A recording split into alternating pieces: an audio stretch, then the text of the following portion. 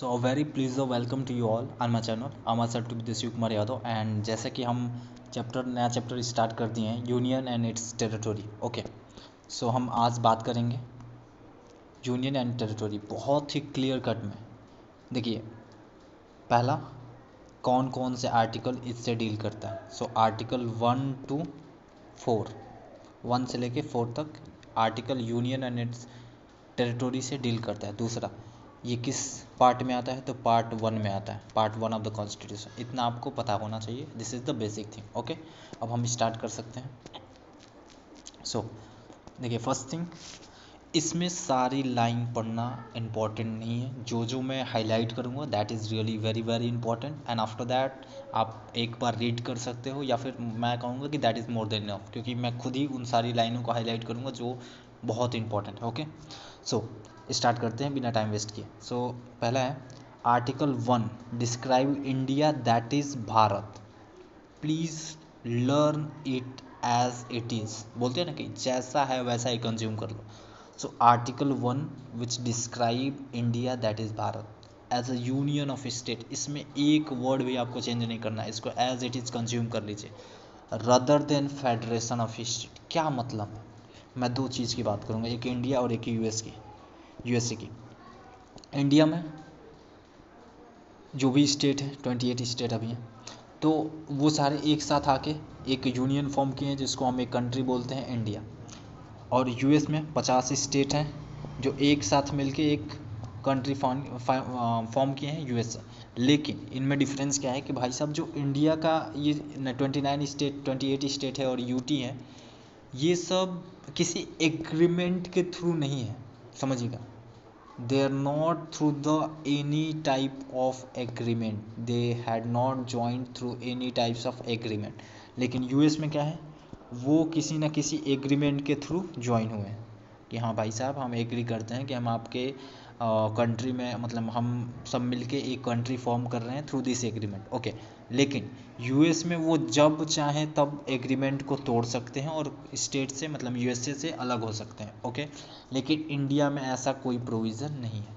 सो very clear cut और very clear mindset you must have according to कि भाई क्या मतलब है कि यूनियन ऑफ स्टेट क्या होता है, why we are not as a federation of state. समझ में आ रहा है? हम किसी एग्रीमेंट के थ्रू हमारे स्टेट एक साथ नहीं आए हैं कि एग्रीमेंट टूटा और स्टेट एक दूसरे, मतलब यूपी उधर चला गया, यूपी हो पता चला कहीं और ज्वाइन हो गया, नहीं ऐसा नहीं है। ठीक है, अब समझ रहे हैं?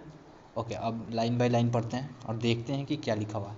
Okay, so article 1 describe India as a Bharat, that is Bharat as a union of the state rather than the federation of the state. This provision deal with the two things, one the name of the country and two the types of politics। देखिए, जब federation of state की बात करते हैं कि हमारा country federation of state नहीं है, that is the union of state, and this provision which is going to deal with the two thing. First, the name of the country, name जो है कंट्री का वो क्या है, India, that is Bharat. Okay, दूसरा कि किस प्रकार की पॉलिटिक्स होगी, क्योंकि यहाँ पे यूनियन ऑफ स्टेट है, तो वो उसको हमें ध्यान में रखते हुए हमें ये पता होना चाहिए कि हमारे यहाँ पॉलिटिक्स किस प्रकार की है। So there was no unanimity in the Constitution Assembly and regardless of the name of the country, and some members suggested traditionally name Bharat. सब लोगों ने, कुछ लोगों ने सजेस्ट किया कि भाई ट्रेडिशनल नेम में भारत रख देते हैं, और कुछ लोगों ने मॉडर्न नेम रखा, दैट इज़ इंडिया। इसमें ज़्यादा सोचने की बात नहीं है, ट्रेडिशनली हमने भारत रखा, मॉडर्न वे में हमें इंडिया रखा। ठीक है, the constituent assembly had adopted mix of, और कॉन्स्टिट्यूएंट असेंबली ने डिसाइड किया कि भाई साहब हम मिक्स, दोनों का मिक्सचर रख लेते हैं, दोनों लोग, मतलब ठीक है, उनकी भी बात मान लेते हैं, उनकी भी बात मान लेते हैं, इंडिया दैट इज़ भारत, खत्म। Suddenly the country describe union, why we call it union not federation. अच्छा, हमारा जो स्ट्रक्चर है ना, कहीं ना कहीं फेडरल स्ट्रक्चर से मैच होता है, लेकिन फिर भी हमने नाम में यूनियन रखा है। क्यों रखा है, आगे हम डिस्कस करेंगे। सो union of state has a prefer to a federation of state for the two reason, one, Indian federation is the not result of agreement, जिसकी मैं बात पहले ही कर रहा था, note it down.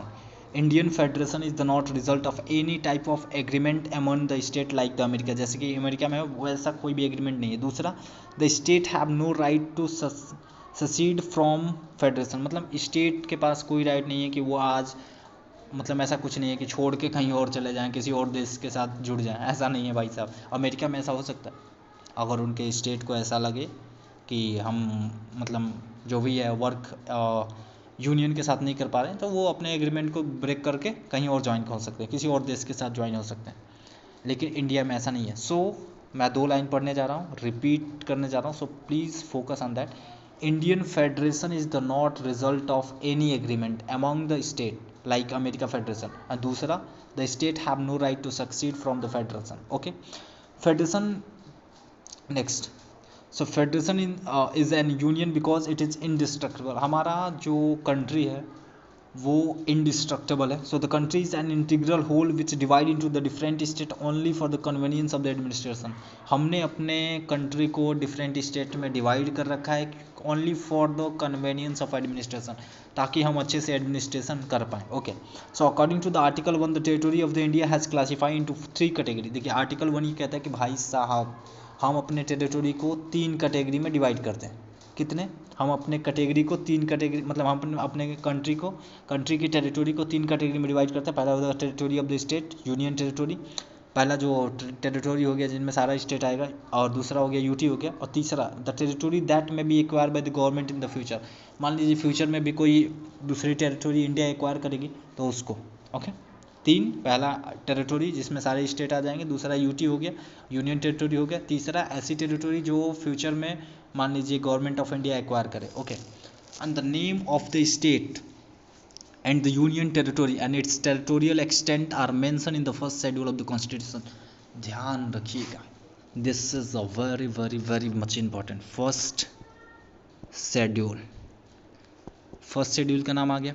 so the name of the state and the union territory and their territorial extent are mentioned in the first schedule। इसमें 3 चीज़ें mention होंगी। पहला name of state and union territory, दूसरा देयर टेरिटोरी, अच्छा there territorial extent, समझ गए? Territorial extent एक बार और मैं आपको दिखा रहा हूँ, ठीक है? बहुत ही प्यार से देखिए क्या कह रहा है, क्योंकि this is going to be very very much important, क्योंकि प्रीलिम्स में डायरेक्ट लाइन उठा के पुट कर देगा स्टेटमेंट के फॉर्म में। So the name of the state, union territory and their territorial extent are mentioned in the first schedule of the constitution। okay, at the present 28 state and 9 union territory, the provision of the constitution pertaining of the state are applicable to the all state at the same manner। okay, और जो भी rule regulation है वो सब पे समान तरीके से लागू होंगे, हर एक स्टेट पे और यूनियन टेरिटरी पे। However the special provision under the part 11 are applicable to the state of Maharashtra, Gujarat, Nagaland, Assam, Manipur, Arunachal Pradesh, Telangana, Sikkim. अच्छा, कुछ स्पेशल प्रोविज़न है according to the diversity, according to the scheduled area which is present. So कुछ जो किस part में है, 21वें पार्ट ऑफ द कॉन्स्टिट्यूशन में कुछ स्पेशल प्रोविज़न दिए गए हैं कुछ स्पेशल स्टेट को, जो कि आने वाले फ्यूचर में हम बहुत ही प्यार से पढ़ेंगे। ओके, केवल अभी आपको इतना ही जानना इंपॉर्टेंट है कि हाँ कुछ स्पेशल प्रोविज़न है, जैसे महाराष्ट्र हो गया, गुजरात हो गया, मणिपुर हो गया, आंध्र प्रदेश हो गया, उनको प्रोवाइड किया गया। ओके, कर्नाटक हो गया। So override the general provision of related to the state in further the 5th and the 6th schedule contain the separate provision with the respect of the administration of the scheduled area and the tribal area within the state. This is going to be the very much important. आपको अभी इसको याद करना होगा। क्या बोला मैं? आपको अभी इसको याद करना होगा कि देखिए जो 5th and 6th शेड्यूल्ड है उसमें कुछ स्पेशल प्रोविज़न है, special provision that is made for the scheduled area and scheduled tribal area. Okay, scheduled area and tribal area, उनके लिए कुछ स्पेशल प्रोविज़न बनाया गया है, that is under the schedule 5th and 6th। आगे हम बहुत ही प्यार से डिस्कस करेंगे और इस पर मैं स्पेशली एक वीडियो बनाने वाला हूँ, ठीक है, specially on the schedule 5th and 6th। Okay, तो अभी तक आपको बस इतना पता होना चाहिए कि स्पेशल प्रोविज़न है किसके लिए, शेड्यूल्ड एरिया और शेड्यूल्ड ट्राइबल एरिया को गवर्न करने के लिए, एडमिनिस्ट्रेट करने के लिए। ओके, सो अच्छा नेक्स्ट क्या है, टेरिटरी ऑफ इंडिया। अच्छा अब देखिए ये सारी चीज़ें आप पढ़ सकते हैं, there is no very much important topic is given in this. Okay, उतना कुछ खास इंपॉर्टेंट चीज़ नहीं दिया गया है, बस थोड़ा बहुत नॉलेज है, बेसिक नॉलेज है। ओके, जैसे कि India acquire several foreign territory such as Dadar Nagar Haveli, Goa, Daman Diu, मतलब इसको मतलब उसने एक्वायर किया। तो जैसे हमने बोला ना कि तीसरा पार्ट क्या था कि फ्यूचर में अगर कोई टेरिटरी को एक्वायर करे तो उसको भी हम रखेंगे इन्हीं फर्स्ट आर्टिकल में। ओके, अब देखिए, so article 2 empower the parliament to admit into the union of India. मतलब जब कभी भी हम किसी भी नई टेरिटरी को एडमिट करना चाहेंगे या फिर नया स्टेट फॉर्म करना चाहेंगे या स्टेबलाइज करेंगे या फिर न्यू स्टेट फॉर्म करेंगे, तो that is possible through the parliament which is already empowered by the constitution. समझ में आया? पार्लियामेंट को हमने ये पावर दिया है कि भाई साहब you have the power to admit into the union of India, किसी भी नए स्टेट को, नई टेरिटोरी को आप इंडिया में एडमिट करा सकते हैं। ये पावर किसने दिया है? कॉन्स्टिट्यूशन ने दिया है। किसको दिया है? पार्लियामेंट को दिया है। किसके थ्रू दिया है? Through the article 2। Okay, so article 2 grant two power to the parliament. 2 power parliament को ग्रांट करता है। पहला पावर है कि power to admit into the union of India new state. अच्छा, कोई नया स्टेट है तो उसको यूनियन ऑफ इंडिया में ऐड करने का पावर। दूसरा क्या है? The power to stabilize a new state. अगर चाहे कि भाई यूपी को ब्रेक करके हम एक और नया स्टेट बनाए, तो this power is also given in the article 2 to the parliament. ध्यान रखिएगा, this power is not for the president, not for the PM, not for the cabinet, that is only lie and that is only given to the parliament. Okay, first refer to the admission of the state which already in existence. Okay, पहला कि मतलब जो already exist कर रहा है उसको admit करना। मान लीजिए कोई पाकिस्तान का कोई एक नया स्टेट बोले कि भाई साहब अब हमें इंडिया में रहना है यार, बहुत भिखारी हो गए हैं हम पाकिस्तान में, तो उसको अगर ऐड करना होगा जो ऑलरेडी स्टेट एग्जिस्ट कर रहा है, तो हम फर्स्ट मतलब इसी आर्टिकल में आएगा। और अगर जैसे मान लीजिए यूपी बहुत बड़ा स्टेट है, उसको ब्रेक करके अगर हमें नया स्टेट फॉर्म करना होगा, that is also under this article 2। Okay, second refer to the establishment of the new state, जो मैंने बात किया which were not in the existence before, जो पहले नहीं है। मान लीजिए यूपी को तोड़ा, हमने नया बनाया। Article 2 related to the admission and stabilizement of the new state that are not part of the union of the state. Article 3, this is going to be the very much important. अब देखिए article 2 का काम खत्म, अब article 3 देखिए। So article 3 deal with the internal readjustment और internal readjustment of the territory of the constituent state. अरे कुछ खास नहीं, मैं बता रहा हूँ क्या कह रहा है। देखो अभी हमने देखा कि आर्टिकल 2 क्या कर रहा था, ध्यान से देखो। आर्टिकल जो 2 था वो क्या कह रहा था? 2 चीज़ें बात कर रहा था। एक, नया टेरिटोरी, न्यू टेरिटोरी क्या करो, फॉर्म करो, उसको ऐड करने के बारे में बात कर रहा था।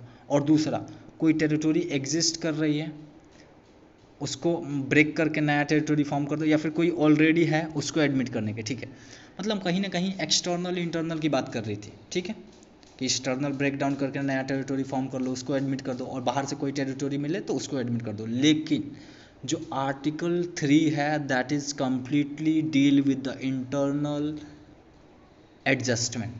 समझिएगा, what is internal adjustment? Internal readjustment. अगर हम जो कुछ भी इंटरनल एडजस्टमेंट करते हैं जो ऑलरेडी स्टेट एग्जिस्ट करते हैं, तो that is deal with article 3 of the constitution. चलिए आगे हम बहुत ही अच्छे से पढ़ेंगे। अब देखिए article 3 authorize the parliament. Okay, I think ये वीडियो लॉन्ग हो जाएगा, so I am going to stop here and in the next video we are going to deal with the article 3। So please hit the like and subscribe button if you really love this content. Okay, next video में हम article 3 के बारे में बात करेंगे. Okay, so thank you.